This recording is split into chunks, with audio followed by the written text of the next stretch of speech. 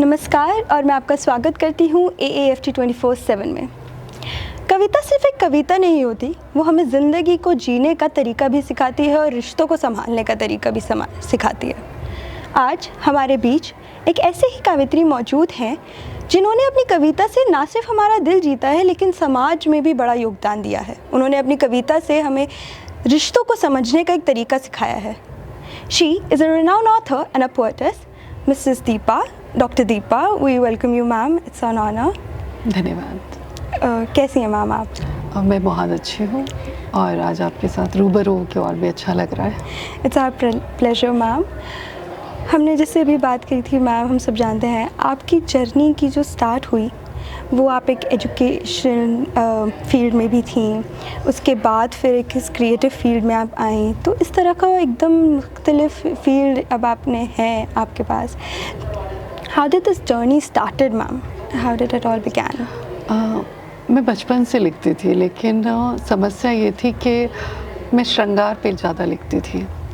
तो आप सभी जैसे हम सभी जानते हैं, खासकर लड़कियों के लिए इतना आसान नहीं होता घर में इस तरह की रचनाएं रखना या कहना कि मैं लिखने का शौक़ रखती हूँ। तो मेरे पिताजी को वो पसंद नहीं था। फिर बाद में उसके मुझे नहीं पता था, मेरे अंदर एक छटपटाहट थी लिखने की। मैं लिखती थी, ऐसा नहीं था, बहुत छोटी थी, शायद प्रेम मुझे समझ में भी नहीं आता होगा, लेकिन लिखती थी श्रृंगार पे। तो प्रेम प्रधान रचनाएं होती थी। फिर धीरे धीरे मेरे मामा जी हैं, वो मेरे मित्र जैसे हैं, तो मैंने अपनी रचनाओं को वहाँ रखना शुरू किया। और उसके बाद मुझे लगा कभी मैं कामयाब हो जाऊँगी तो मैं इसको छपवाऊँगी। तो मेरा ये उद्देश्य था उस समय।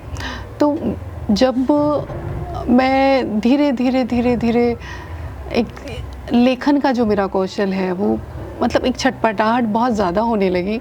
उसी बीच में जब मैं अपनी स्टूडेंट लाइफ से बहुत ज़्यादा चीज़ों को देख रही थी, तो कहीं ना कहीं लेखन से थोड़ा दूर हो गई थी, क्योंकि हमारा MPhil थीसिस, PhD, ये सब सारी चीज़ें, डिज़र्टेशन और PhD हम लिखते हैं, तो उसमें इतनी व्यस्त हो गई थी कि उस समय मैं बहुत कम लिख पा रही थी। लेकिन मेरा सौभाग्य ये रहा कि जब मैं MPhil कर रही थी तो उसी समय मेरे पास एक MNC से कॉल आया। तो उस MNC से जब कॉल आया तो वहाँ पे मुझे एज एडिटर की पोस्ट मुझे उन्होंने ऑफ़र की। और मैं वहाँ पर, क्योंकि एजुकेशन लाइन में थी, तो मेरे लिए बहुत सुखद था। और वहाँ पे KG to 12th बच्चों का हमें कंटेंट देखना होता था। तो जब हम वहाँ देखती थी तो मेरी क्रिएटिविटी जो थी वो वहाँ पर पुनर्जीवित हुई। और वो लेखन जो है ना, मैं उससे बहुत तेज़ी से जुड़ती गई। जैसे बहुत सारी फ्रेंड्स थी, कलीग्स थी, वो अपने बच्चों के लिए पोएम्स मुझसे लिखवाती थी। और बहुत सारे जैसे आर्टिकल्स होते थे वो मुझसे बोलते थे लिखने के लिए। तो ये मेरा शौक़ था। मुझे कभी ये नहीं पता था कि मैं हिंदी में शिक्षिका बनूंगी, क्योंकि मुझे लॉ करना था, जो मेरे पिताजी को नहीं पसंद था। तो उन्होंने बोला कि तुम सीधा BA प्रोग्राम करो, इसके बाद तुम UPSC की तैयारी करना, UPSC की तैयारी कर लेना। उसके बाद बहुत सारी फील्ड्स हैं जो खुली हुई हैं। तो बस वही करते करते फिर एक बार मेरा MA में एंट्रेंस इंटरव्यू क्लियर होने के बाद देन मैंने MA में एडमिशन लिया। फिर MPhil PhD का जो दौर था वो उस समय थोड़ा सा मेरा लेखन जो है वो रुक गया था। लेकिन जब मैं MNC में आई तो मैं वापस लिखने लगी। और जब लोग पढ़ते थे तो कहते थे कि सबसे अच्छी खूबसूरत बात ये थी, ईश्वर का मैं धन्यवाद करती हूँ कि संयोग ये था कि मेरी माताजी की आवाज़ बहुत अच्छी थी। तो उनको बचपन से गाते हुए देखा, तो वो कहीं ना वो आवाज़ जो है, वो खनक जो थी वो कहीं ना कहीं मेरी आवाज़ में थी। तो जो लिखती थी उसे गाकर या अपने शब्दों में कहना मुझे बखूबी आता था। तो वो लेखन से ज़्यादा कहते हैं कि जो कहने का प्रभाव ज़्यादा पड़ता है, तो वो दोनों कलाएं मेरे पास थी। तो वो जैसे जैसे लोगों को अच्छी लगने लगी, फिर मेरा MNC के साथ साथ मेरा टीचिंग प्रोफेशन में जब सिलेक्शन हो गया तो मैंने MNC को बाय बाय किया और मैं यहाँ वापस आई। तो सौभाग्य ये रहा कि टीचिंग ऐसा प्रोफेशन है कि इसमें आप सब कुछ कर सकते हो। यहाँ पे मेरे लेखन, मेरा गायन जो मेरे अंदर था, मैं सीखा नहीं है, बस जो भी है ईश्वर का और मेरे माता पिता की देन है। तो मैं उनका धन्यवाद करती हूँ। तो उसके बाद मेरे सोशल मीडिया, जब कोविड आया तो मैं लिखती थी क्लास में मैं लिखती थी और बच्चे सुनते थे उसको। तो क्योंकि कविता कैसे लिखते हैं, बच्चों के प्रश्न आते थे, सोसाइटीज़ होती थी रचनात्मक लेखन पे, तो बच्चे पूछते थे। तो उसी दौरान बच्चे जब मुझे सुनते थे तो आप विश्वास नहीं करेंगे, बच्चों ने सोशल मीडिया पे मेरा एक पेज क्रिएट किया और उनको लगा कि मैम आपकी आवाज़ इतनी अच्छी है ना कि हम स्पेशली उस आवाज़ के लिए क्लास लेते हैं। तो वो अपने आप में एक कॉम्प्लीमेंट था और मुझे अच्छा लगता था कि बच्चे मुझे पसंद करते हैं, क्योंकि एक शिक्षिका के लिए, एक शिक्षक के लिए सबसे ज़्यादा उसके बच्चों से कनेक्ट रहे, उससे बड़ी कोई बात ही नहीं होती है। तो उस दौरान फिर मैंने मेरी पहली पुस्तक मुझे फेसबुक पे जब मैंने कोविड आया और लिखना शुरू किया तो वहाँ पे कई लोगों ने मुझे बोला कि आप बहुत सरल लिखती हैं, सहज लिखती हैं, तो आप अपनी पुस्तक कंपाइल कीजिए। मैंने बोला नहीं, मेरे पास समय नहीं है। तो आप विश्वास नहीं करेंगे, वहीं से उस व्यक्ति ने उसको पूरा कंपाइल किया। कंपाइल करने के बाद उस बुक को छपवाया। तो हम कहते हैं कि हमें पता नहीं कि ईश्वर कहाँ किसको माध्यम के रूप में भेजता है। फिर उसके बाद जब भी वो कहीं, वो हमेशा एक बात कहते थे कि अपने आप को सस्ता मत बनाओ, हर जगह जाना ठीक नहीं है, हर जगह अपने आप को पहुंचाना ठीक नहीं है, क्योंकि जितना आप इजीली अवेलेबल हो जाते हो लोग आपकी कद्र करना छोड़ देते हैं। और जैसे लोग पैसे दे के रचनाएँ छपवाते हैं, तो उन्होंने मुझे बोला कि मैंने कभी पैसे देकर रचनाएँ नहीं छपवाई। तो वही चीज़ें उन्होंने मुझे सिखाई। मुझे मेरे लेखन के लिए पैसे मिलते थे, तो जब कोई सुनता था तो उसको अजीब सा लगता था, लेकिन मेरे को मिले। तो ये क्या है कि जब आपको एक अच्छा मार्गदर्शक मिल जाए जीवन में, तो उससे अच्छा दोस्त या भगवान का एक रूप कह सकते हैं कि जो हमें जीवन में एक दिशा दे देता है। वो कभी भी कोई भी हो सकता है, कोई बच्चा, कोई बड़ा, कोई। तो उस व्यक्ति का मैं धन्यवाद करती हूँ और जीवन पर्यंत करती रहूँगी कि उन्होंने मेरे अंदर जो प्रतिभा थी, मेरे अंदर जो छिपी आवाज़ थी, उसको उन्होंने निखारा। उसके बाद उन्होंने बहुत मंचों तक मुझे पहुंचाया। और आज, पहले जब तैयारियां करके जाते थे तो मुझे लगता है कि आज हमें इतनी तैयारी बोलने के लिए नहीं करनी पड़ती, क्योंकि अपने भावों को अगर प्रस्तुत करने के लिए आपको तैयारी करनी पड़े तो यानी कि आप कहीं ना कहीं कमतर हैं। तो मुझे लगता था कि ईश्वर का बहुत बड़ा एक योगदान रहा। फिर उसके बाद दूसरी बुक मेरी अभी जो आने वाली है, शायद 2-3 हफ्तों में आपके सामने होगी, और वो भी एक काव्य संग्रह। पहला काव्य संग्रह दीपांजलि है, अब आ रहा है बड़ा मुश्किल है स्त्री होना, और एक उपन्यास मेरा प्रकाशनाधीन है, मुखौटा। तो उसमें भी कहीं ना कहीं समाज में जो स्त्री है उनको चित्रित किया गया है, या पुरुष जो है, हम ये नहीं कह सकते कि केवल स्त्री की बात मैंने की है, पुरुष भी आजकल जो विमर्श का विषय बने हुए हैं, तो उन पर भी बात करना बहुत ज़रूरी है। क्योंकि आज कहीं ना कहीं स्त्री भी, जब पुरुष उसके साथ खड़ा हुआ है, तो वो भूलती जा रही है अपनी मर्यादाएं, या कहीं ना कहीं साथ। क्योंकि कहीं ना कहीं आपको ये मान के चलना पड़ेगा कि दोनों के बिना जीवन संभव नहीं है। ये जो सृष्टि है, दोनों से ही इसका निर्माण है। अन्यथा आप ना तो अपने बच्चों को अच्छे संस्कार दे सकते हैं, ना ही समाज को कुछ दे सकते हैं। तो वो जो चीज़ें धीरे धीरे आई जीवन में, तो उसमें मुझे लगा कि आपको समाज के हर विषय को, कभी छटपटाहट हुई किसी किन्नर को देख के तो मैंने लिख दिया, कभी छटपटाहट हुई किसी वृद्ध को देख के तो मैंने लिख दिया।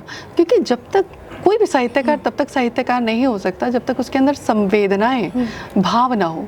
क्योंकि बनावटी जो चीज़ें होती हैं उनका कोई मूल्य नहीं होता, लेकिन जो आपके अंदर से जो छटपटाहट है लेखन की, वो ईश्वर प्रदत्त होती है, वो मुझे मिली।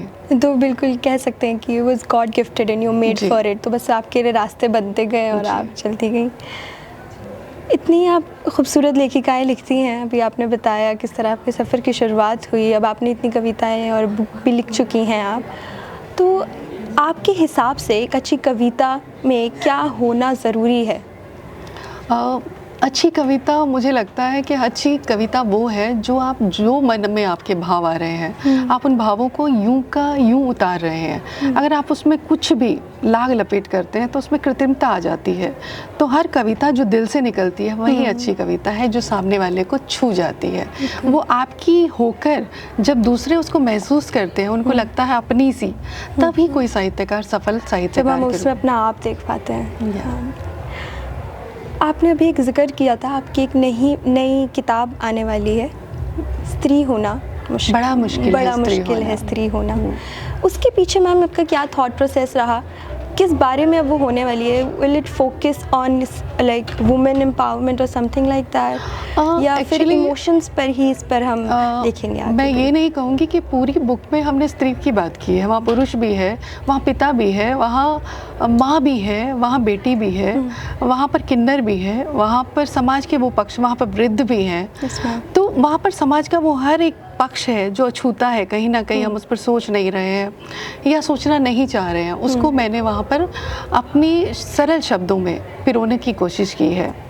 तो क्योंकि भाषा जितनी सरल होती है उतनी ही लोगों तक पहुंच पाती है, जितना हम उसको क्लिष्ट बनाते हैं उतना ही लोग उससे दूर होते जाते हैं। क्योंकि आपका जो सबसे पहले आपको सोचना होता है कि आप किसके लिए लिख रहे हैं। तो जब आपको सबके लिए लिखना है तो आपको सबको समाहित करते हैं कि तो हिंदी और जो कम हिंदी जानते हैं वो उसको इजीली ग्रहण तभी कर सकते हैं, आसानी से उस भाव को तभी ग्रहण कर सकते हैं जब भाषा सहज हो।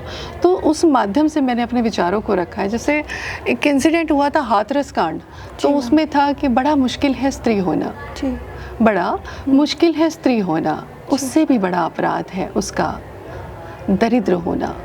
वो तो दरिद्र थी, दरिद्रता के कारण भी शिकार हुई, पर न जाने कितनी निर्भया प्रियंका यहाँ हर रोज कुर्बान हुई। तो ये जो संदर्भ था, क्योंकि आज के समय में जहाँ समाज में कह देते हैं कि रात को निकली होगी इसलिए हो गया रेप, या हम कह दें कि वस्त्र ऐसे पहने होंगे इसलिए रेप हो गया, तो ये सब धारणाएं मुझे लगता है कि बहुत गलत है। क्योंकि एक 9 माह की बच्ची या आप कहिए कि 4-4, 5-5 साल की बच्चियों का क्या दोष रहा होगा?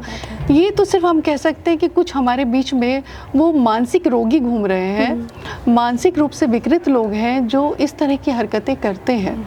तो वो गलत जो है ना तो कोई धर्म है, गलत सिर्फ वो व्यक्ति है, वो मानसिकता है। उसी को ध्यान में रख के मैंने अपनी कविता लिखी। वहाँ पर कोई, हम कहते हैं कि कोई धर्म, कोई जाति, हम उसका विरोध नहीं कर रहे हैं, लेकिन अपने विचार है। मुझे लगता है कि गलत वो व्यक्ति है जो गलत करता है। जी मैम, हमने आज की बात करी, आज हमने युवा की बात करी और किस तरह आप इमोशंस पे भी काम करती हैं। पर इमोशंस, मुझे ऐसा लगता है जब अब फास्ट डिजिटल वर्ल्ड आ गया है और एआई आ गया है, हम इमोशंस पे उतना कोई फोकस नहीं कर पा रहे हैं। एआई भी हम 2 मिनट में अब एक प्रॉम्प्ट डालते हैं और वो आपको एक, जो आप प्रॉम्प्ट डालेंगी कविता का लिख के दे देता है। तो आपको लगता है कि कविता का कहीं ना कहीं पीछे छूटती चली जा रही है और एआई इसे ओवर पावर कर लेगा? क्या आपको ऐसा लगता है? नहीं, मुझे ऐसा नहीं लगता, क्योंकि एआई एक टूल है जिसे हम अपने लिए, हम कह सकते हैं कि एक माध्यम के रूप में प्रयोग कर सकते हैं, लेकिन भावनाएं व्यक्ति के अंदर होती है, एआई के अंदर नहीं है। आप जो लिखते हैं वो मानवीय संवेदनाएं एआई के अंदर नहीं है। वो कृत्रिम बुद्धिमत्ता एक क्षण के लिए आपको हो सकता है आइडियाज़ दे दे, लेकिन जो भाव है, जो कहने की कला है, जो लेखन की कला है, वो तो जिस व्यक्ति के अंदर वो भाव निहित होंगे वही विचार अभिव्यक्त कर सकता है। एआई तो सिर्फ एक, हम कह सकते हैं कि हेल्पिंग टूल कह सकते हैं, पर आप उस पर डिपेंड नहीं रह सकते। और कविता या साहित्य जैसी मैं कहती हूँ मार्मिक चीज़ों के लिए अगर एआई पर जाया जाएगा तो वो बेजान हो जाएगा, क्योंकि संवेदना के बिना साहित्य शून्य है, अर्थहीन है। और एआई में अगर केवल हम एआई पर डिपेंडेंट होंगे तो कभी भी वो भावनाएं जो हम अपने समाज में, हम कहते हैं संस्कार, वो संस्कृति जो हमारी वसुधैव कुटुंबकम की है, वो संस्कृति नहीं आ पाएगी। हम कल्याण की बात करते हैं जो महात्मा बुद्ध भी कहते हैं, बहुत सारे हमारी संस्कृति में ही ये मतलब बीज है कि हमें सबको साथ लेके चलना है। तो उस दिशा में अगर हम एआई का सहयोग लेंगे तो एआई कभी भी मानवीय संवेदनाएं आपके अंदर नहीं डाल सकता। आपकी भावनाएं जो हैं वो आपकी हैं, वो एआई के माध्यम से नहीं आ सकते। बहुत अच्छी बात कही मैम आपने, I strongly agree with this one. अब आखिर में, इस इंटरव्यू के आखिर में, अगर आप अपनी कोई कविता का या कोई गाने के 2 बोल हमारे दर्शकों को सुनाना चाहें। बिल्कुल। एक बहुत ही मार्मिक घटना मेरे जीवन में मैंने बहुत निकटता से देखी अपने पड़ोस में, कि किस तरह से बच्चे जो हैं, जो माँ बाप कभी नकारते नहीं हैं बच्चों को, जो जब तक अंतिम सांस तक वो बच्चे ही उनका ध्येय होते हैं, उनकी खुशी ही उनका ध्येय होती है, और जब वो बच्चों पर उनकी जिम्मेदारियां आती हैं तो वो किस तरह से बोझिल हो जाते हैं, किस तरह से वो उनको बोझ लगने लगते हैं या वो वृद्धाश्रम की तरफ मुखरित होने लगते हैं। तो ये सब चीज़ें, वो जो मोड़ है उनका, उसको ध्यान में रख के मैंने एक कविता लिखी थी। वो बेबस माँ बाप कहाँ जानते थे, वो बेबस माँ बाप कहाँ जानते थे, आज हाशिए पर होंगे, कल कहाँ जानते थे। पाला पोसा जिनको सींचा खून से था, पाला पोसा जिनको सींचा खून से था, वही आज नाशुक्री का प्रमाण होंगे। वो बेबस माँ बाप कहाँ जानते थे। पता था कब कहाँ माँ को, पता था कब कहाँ माँ को, वो उधड़न जिसकी सिलती है, वही औलाद चिथड़े तक उसके छीन लेती है। पता था कब कहाँ माँ को, वो उधड़न जिसकी सिलती है, वही औलाद चिथड़े तक उसके छीन लेती है। शायद पता नहीं उनको, शायद पता नहीं उनको कि ये जन्नत उन्हीं से है, जो पूरी होगी वो हर मन्नत उन्हीं से है। वो बेबस माँ बाप कहाँ जानते थे, आज हाशिए पर होंगे, कल कहाँ जानते थे। इसी के साथ मुझे लगता है कि ये बहुत गंभीर विषय हो गया। मैं अपना एक गीत आपके, क्योंकि मैंने बोला कि मैं श्रृंगार पे ज़्यादा लिखती थी, तो वो एक मेरी जो भाव है शायद आप समझ पाएंगे, क्योंकि हम सभी जानते हैं कि पुरुष कठोर है और स्त्री कोमल है। तो स्त्री को हम मिठास से लेते हैं और पुरुष को खारा, मतलब समुद्र। तो वो नदी है तो वो समुद्र है। उसी को ध्यान में रखकर कि दोनों का एक दूसरे के बिना अस्तित्व नहीं है, उसी को ध्यान में रख के एक गीत मैंने लिखा था। भावना में बही मैं चली जा रही, गीत मन में बुने मैं चली जा रही। बात तुझसे न हो तो तड़पता है दिल, बात तुझसे न हो तो तड़पता है दिल। टूटती और बिखरती चली जा रही, मैं सरिता के जैसे बही जा रही। बात तुझसे न हो तो तड़पता है दिल, बात तुझसे न हो तो तड़पता है दिल। टूटती और बिखरती चली जा रही, मैं सरिता की जैसे बही जा रही। तुम ही दिल में मेरे और कोई नहीं, तुम ही दिल में मेरे और कोई नहीं। तुम में अस्तित्व पाकर बही जा रही, मैं सरिता के जैसे बही जा रही। मैं हूँ मीठी नदी, तुम हो खारे बहुत, मैं हूँ मीठी नदी, तुम हो खारे बहुत।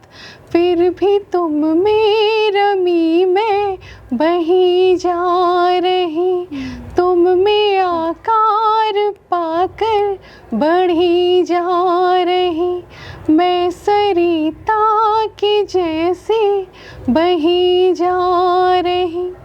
तुमसे अस्तित्व पाता है मेरा ये मन, तुमसे अस्तित्व पाता है मेरा ये मन। मैं सरिता के जैसे बही जा रही, नित नए रूप में मैं ढली जा रही। धन्यवाद। बहुत ही खूबसूरत मैम आवाज़ आपकी। धन्यवाद। With that thank you so much ma'am for your time, और आपने अपने गाने से बिल्कुल हमारे शो में चांद चांद लगा दिए हैं। Thank you so much ma'am. धन्यवाद। For more such insightful conversations, don't forget to follow AAFT 24/7 Noida.